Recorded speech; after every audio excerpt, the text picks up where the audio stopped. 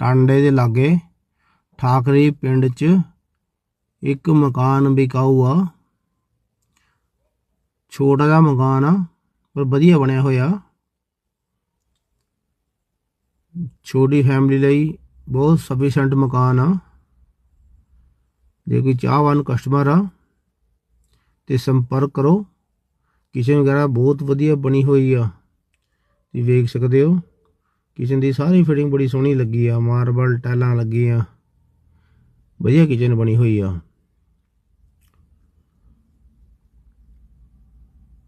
ਜੇ ਕੋਈ ਕਸਟਮਰ ਇੱਛੁਕ ਹੈਗਾ ਮਕਾਨ ਲੈਣ ਦਾ ਤੇ ਸੰਪਰਕ ਕਰੋ। ਕਸਟਮਰ ਦੀ ਡਿਮਾਂਡ ਸਿਰਫ 9 ਲੱਖ ਰੁਪਏ ਦੀ ਆ ਜੀ। 9 ਲੱਖ ਰੁਪਏ ਦੇ ਵਿੱਚ ਇੰਨਾ ਵਧੀਆ ਮਕਾਨ ਨਹੀਂ ਮਿਲਦਾ ਬਣਿਆ ਹੋਇਆ ਕਿਤੇ ਵੀ।